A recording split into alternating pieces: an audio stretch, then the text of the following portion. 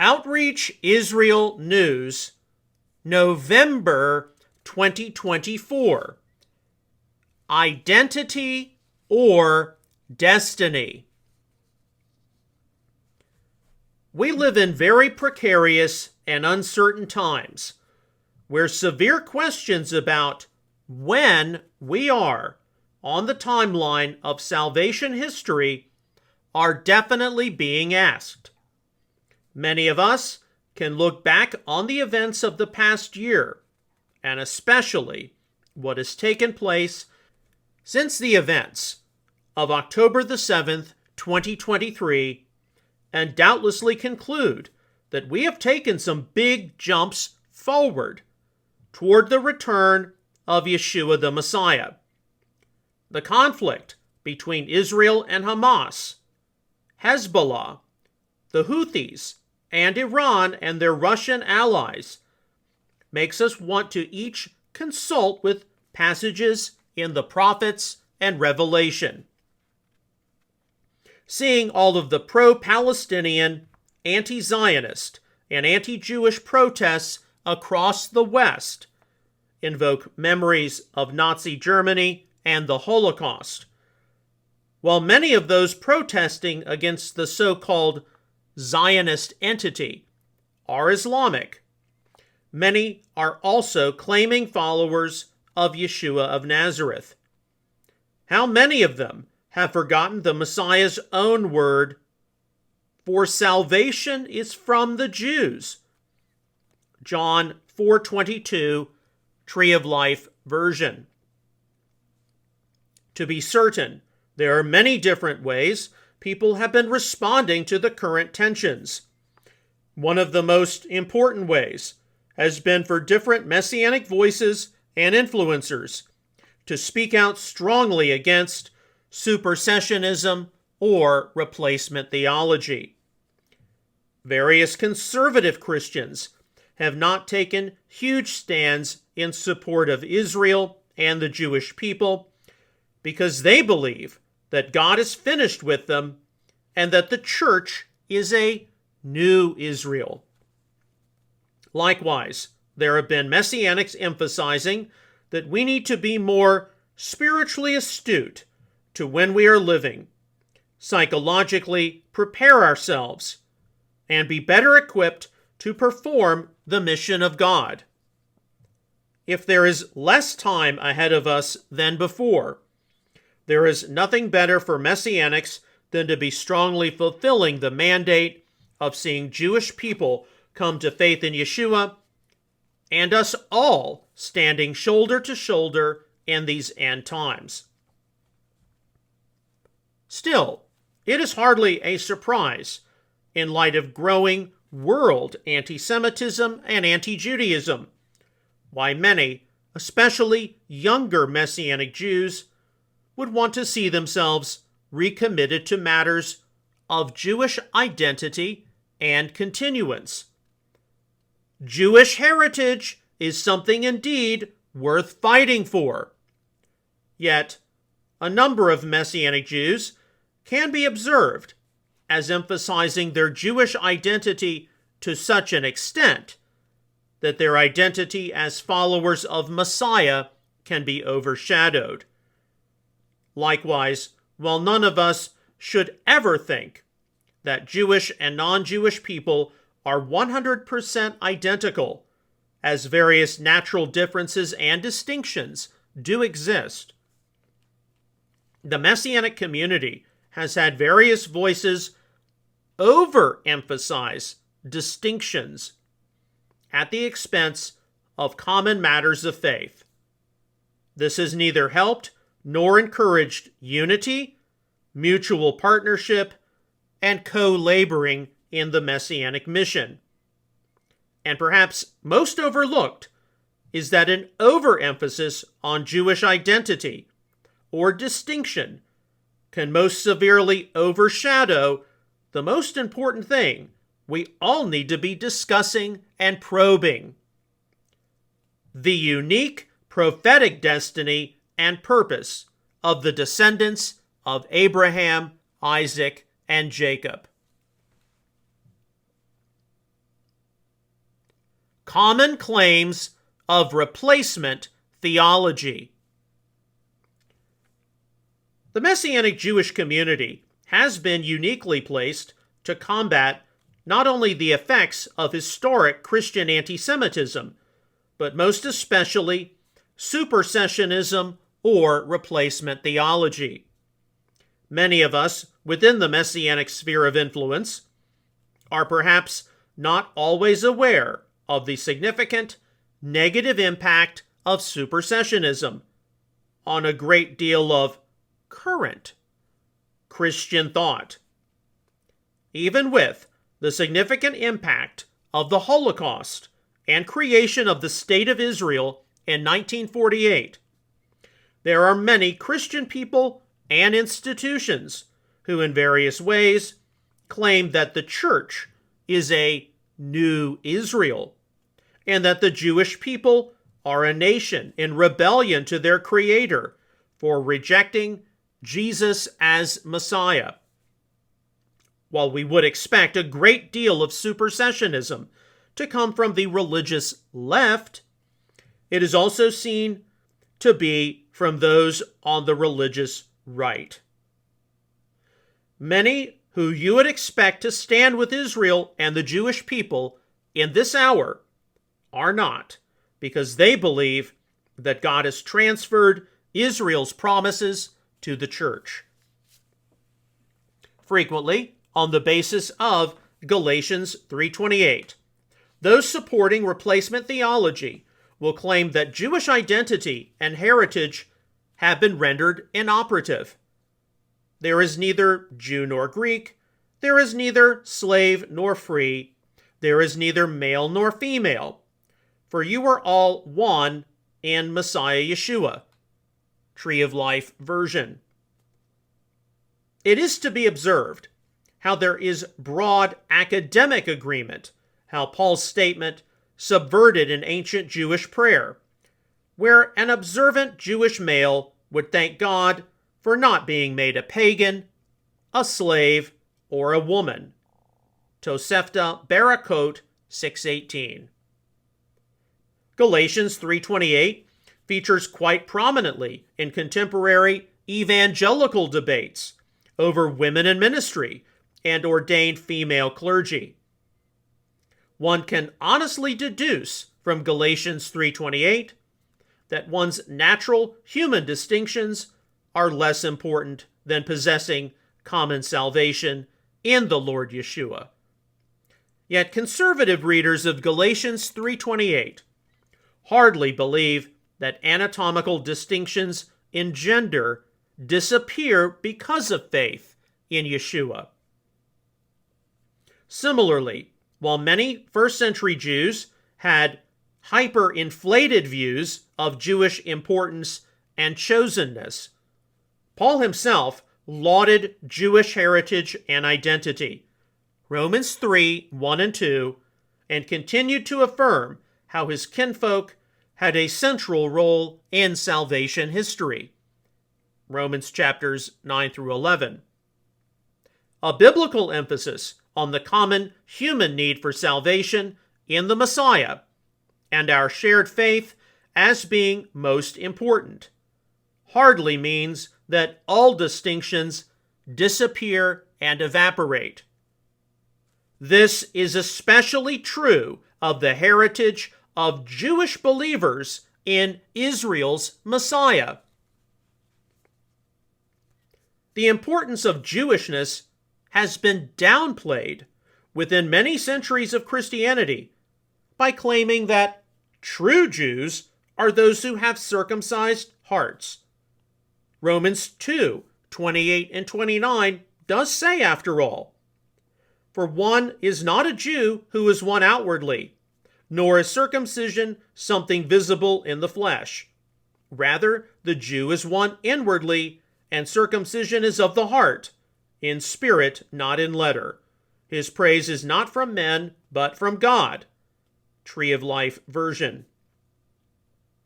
This has often been taken to mean that those who are ethnically non-Jewish or Gentile, but who profess faith in Jesus, are actually the true Jews.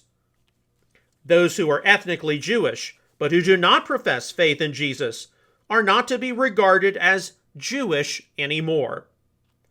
It is entirely faulty to take Romans 2:28 and 29 in this direction, though, as Paul's wider argument in Romans 2:17 through 27 previously was specifically addressed to Jewish people. But if you bear the name Jew and rely upon the law and boast in God. Romans 2:17, New American Standard. Paul's statements were directed to Jewish believers in Rome, who might have looked to their circumcision status and possession of the Torah as a means by which to claim special favors before God. Paul told them that it was entirely insufficient if there were no attendant circumcision of the heart. Non-Jewish believers are not told in Romans 2:28 and 29 that they can be spiritual Jews. Jewish people are told in Romans 2:28 and 29 how the most important identity they can have is based in a circumcision of the heart. For sure, one of the biggest challenges to be presented, especially given the rise of world anti-Semitism, is what to do with the Revelation 2:9-3:9 references to the synagogue of Satan.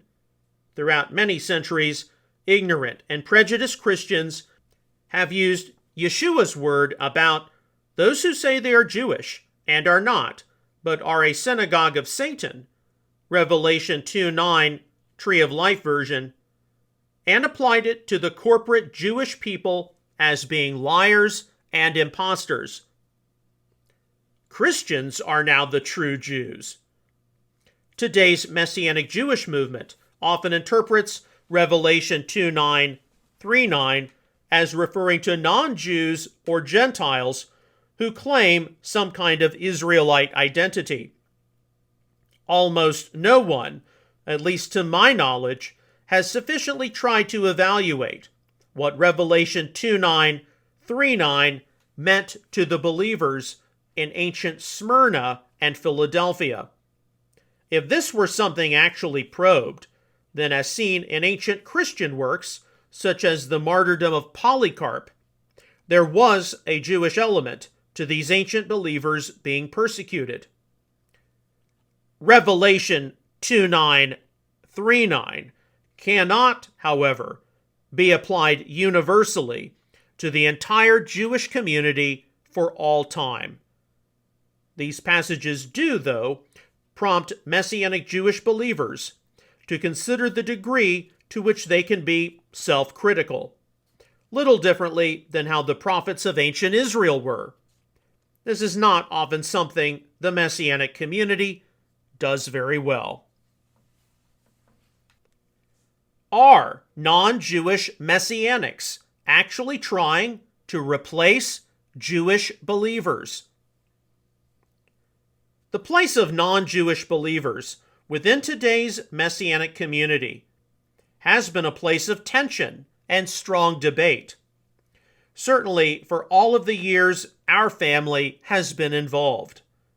For certain, each Messianic congregation and venue needs to be evaluated on its own merits, case by case. There are places which tend to be welcoming of non-Jewish believers as part of the Ephesians 2:15, one new man or humanity. But there are other places which are not so welcoming. When today's Messianic Judaism stresses that non-Jewish believers have to be specially called by the Lord into the Messianic movement, much of it indeed involves a recognition of how matters of inclusion and equality are still very much in process. Messianic Judaism is not evangelical Protestantism. For many non-Jewish believers in the Messianic Jewish community, my family included, they are not trying to live as though they are ethnic or cultural Jews. While they have connected to a faith heritage in the scriptures of Israel and have often taken on outward Torah practices, such as the seventh-day Sabbath, Shabbat, appointed times, Moedim, and a kosher style of diet. They are also diligently co-laboring beside Jewish believers in the restoration of Israel. They do consider themselves to be a part of the Commonwealth of Israel, Ephesians 2:11 through 13, or Israel of God, Galatians 6:16, grafted in as wild olive branches, Romans 11:16 through 18. They are not trying to either replace or displace Messianic Jewish believers, but have been supernaturally drawn by the Holy Spirit to the Messianic movement. Many Messianic Jewish rabbis and leaders recognize a legitimate place for non-Jewish believers in Messianic congregations and synagogues, and indeed welcome them in as a testament to the Ephesians 2:15, one new man or humanity. They recognize how families such as my own, especially given our unique ministry, can be used to help stabilize people who are struggling, as well as help to forward the Messianic mission. To be sure, there are various sectors of Messianic Judaism which have been less than welcoming of non-Jewish believers. Many non-Jewish people, in wanting to tangibly connect to their faith heritage in the scriptures of Israel, have felt turned away from some Messianic Jewish congregations and synagogues. A number of these people have returned to previous church settings, often with bad feelings about Israel and the Jewish people. More of these people are seen to enter into independent Hebrew roots fellowships, while the reasons they have felt turned away from Messianic Judaism do vary. Frequently, they were told that their participation in various outward matters of Torah would blur or erase the distinct importance of the Jewish people. Do such people not know the difference between a Jew and a Gentile?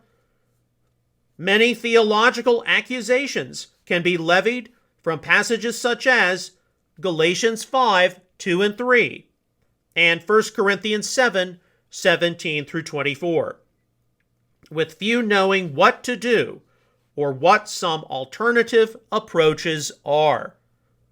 Also, no one wants to be branded today as holding to a one law or one Torah theology, which has, unfortunately, often been the cause of a great deal of judgmental legalism and condemnation. I heard a prominent Messianic Jewish educational organization recently stress that what are considered various sign commandments, such as wrapping tefillin or phylacteries, wearing zizit or fringes, or placing a mezuzah on the doorpost of one's house, are what make the Jewish people distinct. Other outward Torah instructions, such as Shabbat, the appointed times, or kosher, may also be considered what make the Jewish people distinct. One new man unity between Jews and Gentiles can only come when distinctions between them are recognized.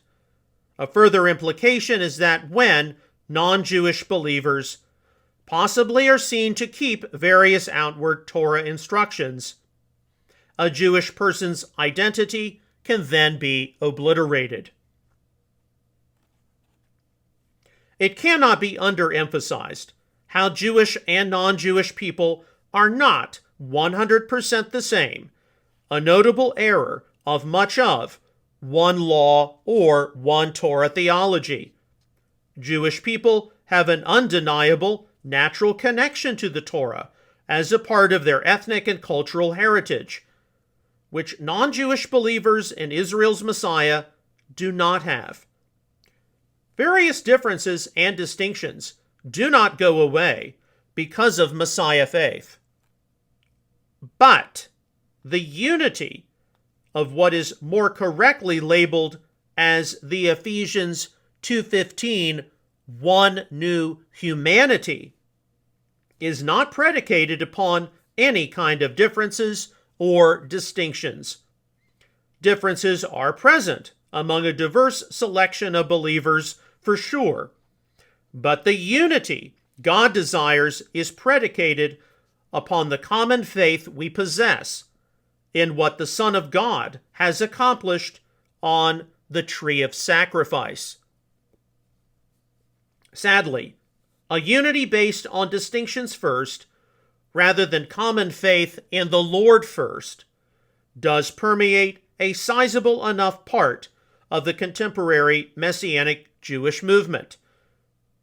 Our family has encountered a differences and distinctions first ideology for all 3 decades we have been a part of the Messianic movement. We do not consider a differences or distinctions first worldview to be facilitating too much of mutual honor, respect, or love, especially when non-Jewish believers, being genuinely moved by the Spirit to partake of outward things of Torah, can be told, at least indirectly, to return to their previous church settings. A differences or distinctions first worldview actually offends a great number of Messianic Jewish believers who do recognize that significant friends and allies of the Messianic movement have been unnecessarily turned away. Messianic Jewish believers who are inclusive do not want non-Jewish believers to think they are ethnically Jewish by participating in Shabbat or Passover. Yet they are hardly offended when non-Jewish believers join in with them in participating in the festivals of Israel, doing something which Yeshua and his first followers did. Many Messianic Jewish believers I know and care for quite a bit recognize how there are non-Jewish believers who love Israel and the Jewish people and are hardly trying to erase or degrade their Jewish identity by participating in things messianic. They agree that our unity is to be predicated by our common faith in what Yeshua has done for us. Many Messianic Jewish believers are indeed honored and gratified when non-Jewish believers partake of outward things of Torah. They just do not want to see them get engulfed in legalism or works righteousness. There are many, many inclusive Messianic Jewish leaders who want to welcome non-Jewish believers into their congregations and synagogues as co-laborers in the restoration of Israel and being part of one new man. Their major issues with a one law or one Torah theology have been how there can be a huge amount of legalism and judgmentalism associated with it. An emphasis on the new covenant, supernaturally writing God's instruction onto the hearts and minds of his own, is far better.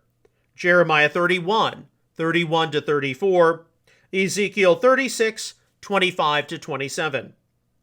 Many inclusive and welcoming Messianic Jewish friends I know have been very relieved to hear how I have had strong disagreements with a one law or one Torah theology. They have even been a little shocked as to how volatile some discussions have gotten. I have seen visible signs of relief on the part of many when detailing some of my major issues with one law or one Torah. Yet, when I have told various inclusive and welcoming Messianic Jewish believers how I have noted how there were various differences between native and sojourner in ancient Israel. They tend to light up. But then I may proceed to say that native and sojourner in ancient Israel had far more in common than not. And likewise, how today's Messianic movement needs to focus on common matters of faith first. Far too frequently, I will then see the same Messianic Jewish believers go deadpan silent. They know that theologically I am right, and that spiritually I am right.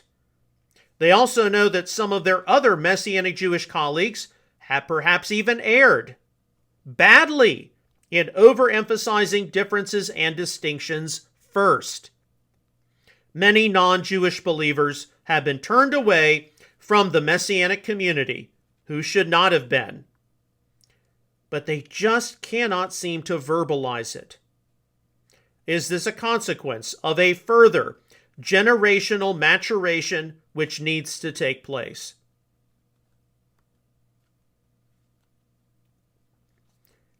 A critical destiny for the end-time move of God. People who are secure in who they are, both in the flesh and in how the Lord has redeemed them from their sins, are those who recognize how Messiah faith focuses on what he has done for us first. Those who are insecure, either in the flesh or in their spiritual maturity, are those who will focus on differences or distinctions first. A sizable sector of today's Messianic Jewish movement, with some help from those within evangelicalism, has decided to focus on differences or distinctions first. And if one is able to step back and look at the bigger picture of what God has been doing, it has resulted in many of today's Messianic Jews and others failing to really grasp what makes the physical descendants of Abraham, Isaac, and Jacob truly distinct. Who are some of the main types of people who are seen to overemphasize distinctions over common faith? They are mostly Messianic Jews living in the diaspora, planning for presumably normal Western living as Jews outside of the land of Israel. They can be seen to strongly working for Messianic Judaism to be formally recognized as a Judaism by non-Messianic Judaism. Their missiology also can be connected to wanting to see a sizable part of established Christendom formally recognize the legitimacy of Messianic Judaism. Likewise, a bilateral ecclesiology is required so non-Jewish people do not utterly overwhelm Messianic Jews in Messianic Judaism. Messianic Judaism, as an established Judaism, needs to be a place where Jewish heritage and continuance are passed across generations. This can only come about by one knowing their place and their distinctions. The issue of passing along Jewish heritage and continuance is vitally important. But this is not the only vision present in the Messianic Jewish world. Alternatively, the Messianic Jewish movement is a prophetic end-time move of the Holy Spirit. From some of the original Messianic Jewish pioneers in North America, their vision was to establish congregations and synagogues where Jewish believers in Yeshua did not have to give up on being Jewish, could raise their families as Messianic Jews, and most importantly, be places where outreach and evangelism to the Jewish community could be facilitated. For sure, many non-Jewish believers would be welcome as visitors, wanting to be enriched from their faith heritage in Israel's scriptures. Many Messianic Jews have non-Jewish spouses. And for those non-Jewish believers, genuinely called by the Lord, they have certainly had a welcome place as brothers and sisters and co-laborers in the restoration of Israel. One Messianic Jewish vision, often seen in academic works, is working to see Messianic Judaism recognized as a formal branch of Judaism by both the synagogue and church. This vision will be seen to focus more on distinctions than common faith in the Lord. Another Messianic Jewish vision focuses more of its time on evangelism and in seeing Jewish people come to Messiah faith. It also recognizes the important place non-Jewish believers can have within this mission. This vision will be seen to focus more on the prophetic tasks the Messianic Jewish movement has been mandated with from the Holy One of Israel. Differences and distinctions do exist among the people of God, but when you see more and more of an emphasis on such differences to be emphasized over against the Messianic mission, which is to ultimately see Acts 1:6 finally answered and the Messiah return to take up his throne from Jerusalem, we should be concerned.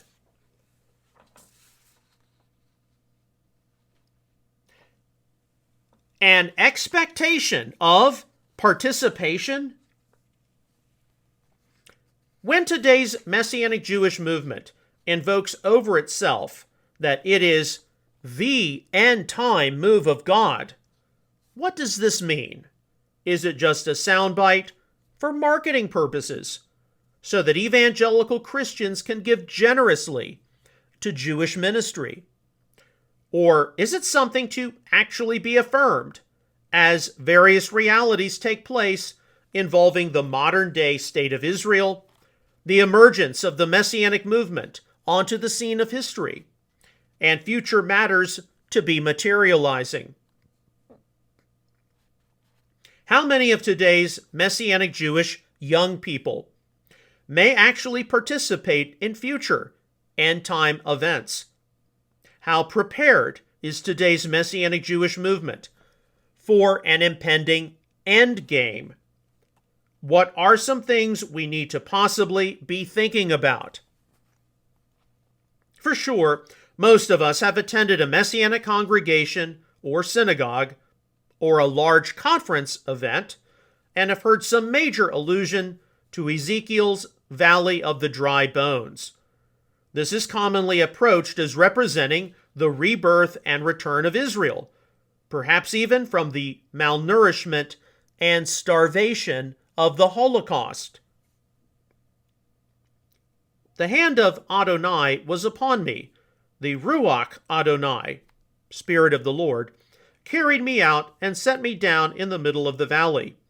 It was full of bones. He led me all around them. Behold, there were very many on the floor of the valley. Behold, they were very dry. Then he said to me, Son of man, can these bones live? I answered, Adonai Elohim, you know.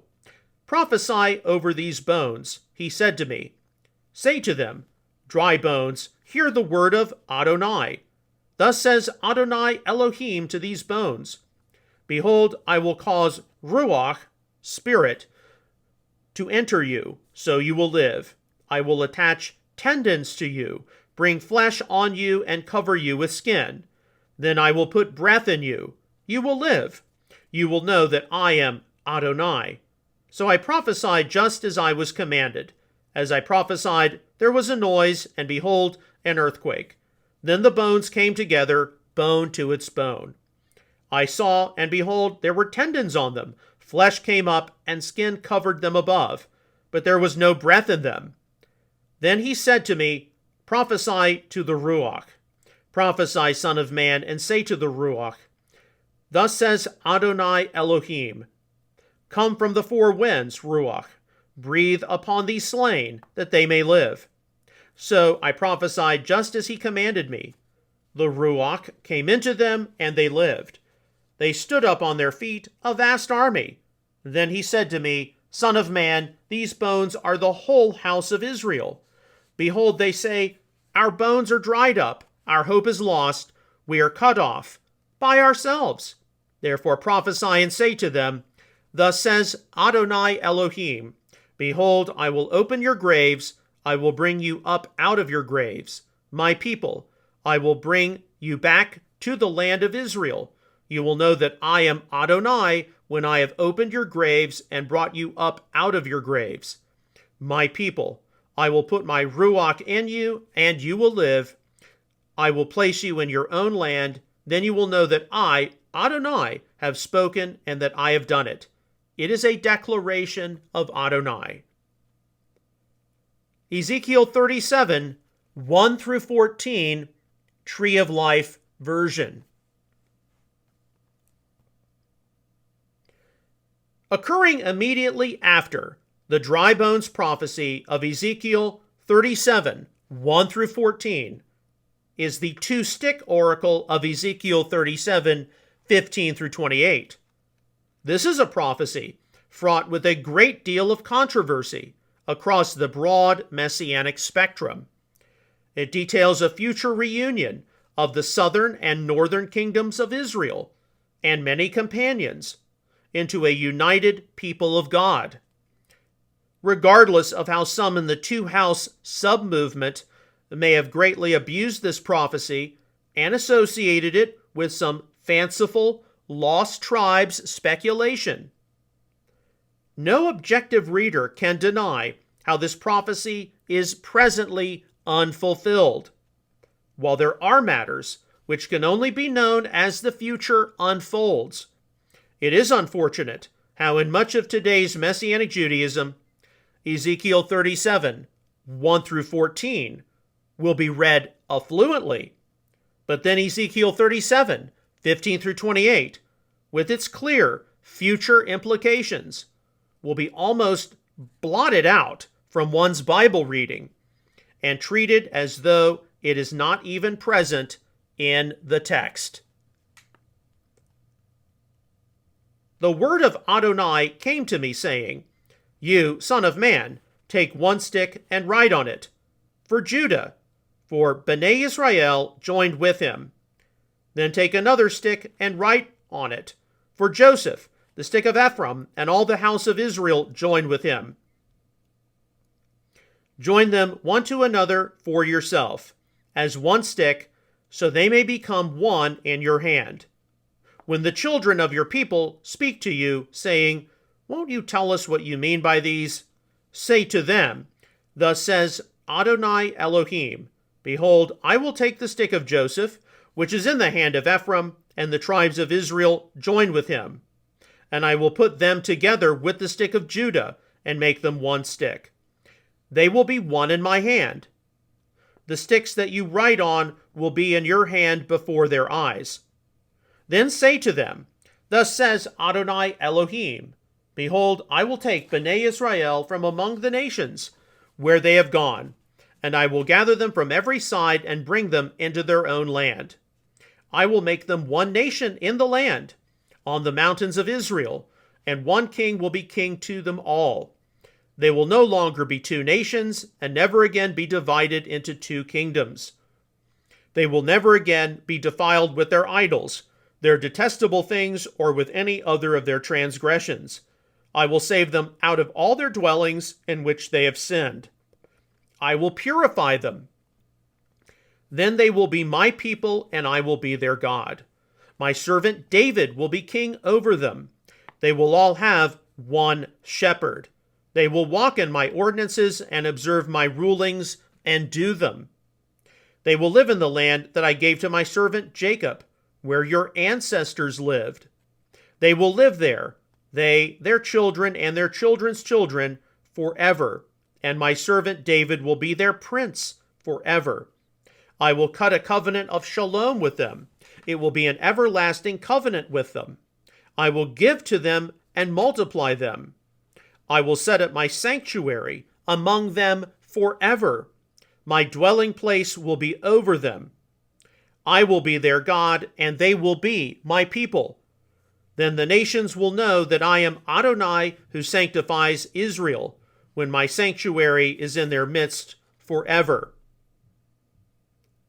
Ezekiel 37, 15 through 28, Tree of Life version. Unfortunately, some of the immaturity in today's messianic movement has prevented some reasonable and rational analysis of Ezekiel 37, 15 through 28 being permitted. And this is serious because the restoration of the kingdom is a vital theme of the last days. If one can read the famed dry bones prophecy, but then cannot read the two-stick prophecy which follows it, what about some other related prophecies? In light of what has been taking place since October the 7th, 2023, and with a great focus on events in the land of Israel, surely the expectations of Zechariah 10, 6 through 11 should be considered by many within today's Messianic Judaism. I will strengthen the house of Judah and save the house of Joseph. I will bring them back, for I have compassion on them. They will be as though I had never spurned them, for I am Adonai, their God, and I will answer them. The Ephraimites will be like a warrior. Their hearts will be glad as with wine. Their children will see and be glad. Their hearts will rejoice in Adonai. I will signal for them and gather them. Surely I will redeem them, and they will be as numerous as before. Though I scatter them among the peoples, they will remember me in distant places. They and their children will survive and return. I will restore from the land of Egypt and gather them from Assyria. I will bring them into the land of Gilead and Lebanon, till there is no room for them. He will cross the turbulent sea and calm its raging waves. All the depths of the Nile will dry up, the pride of Assyria brought down, the scepter of Egypt removed. Zechariah 10, 6 through 11, Tree of Life version. When this prophecy is read, it should invoke a number of questions about what is presently happening in the land of Israel today, or perhaps being ready to happen. Its implications for today's Messianic movement should not just be glossed over. To what degree are today's Messianic Jewish believers being theologically and spiritually prepared for the end? What are the young people, particularly in diaspora Messianic Judaism, being encouraged to do? Are they paying attention to the signs of the times? Are they paying attention to what is happening in the Holy Land? Are they readying themselves to possibly make Aliyah, return to the homeland of their ancestors, and even be equipped to directly participate in future end-time events? Is it possible that the two witnesses of Revelation are among us today? Is it possible that the 144,000 sealed witnesses from the 12 tribes of Israel are among us today? Or instead, are today's Messianic Jewish young people being more readily encouraged to go get a professional education, start a career, get married, start a family, and be firmly planted in a diaspora? Luke 17, 27 and 28. Far away from the land of Israel. How many of today's Messianic Jewish young people are even considering their future destiny as descendants of Abraham, Isaac, and Jacob? Even though much of our faith community might bill itself as the end-time move of God, how much of this is even a possible reality in the hearts and minds of many? Surely the events of the past year, October the 7th, 2023 to the present, should have stimulated some more conversations on the part of some within the Messianic movement.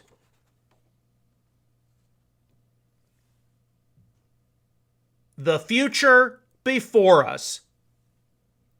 Jewish identity is something which is important. All of us in today's Messianic movement should agree with this. But is it possible that an overemphasis on differences between Jewish and non-Jewish believers has clouded the judgment of many? While we will be surely hearing more and more about Jewish distinction, we have hardly been hearing enough about Jewish destiny. This is something which involves the return of the descendants of Abraham, Isaac, and Jacob to the Holy Land, and in their vital role in heralding the return of King Yeshua to planet Earth. Is this something which can only be stimulated by further difficulties, anti-Semitism, and anti-Zionism in the diaspora? Messianic Jewish believers should be protective of their identity.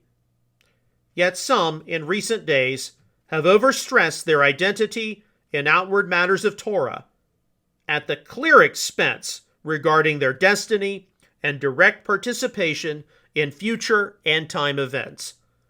This has also hurt various non-Jewish believers who have been genuinely called by the Lord to co-labor with Jewish believers in the restoration of Israel. And what does it mean, for example, when non-Jewish believers might be honoring Shabbat or the kosher dietary laws much better than some Messianic Jews?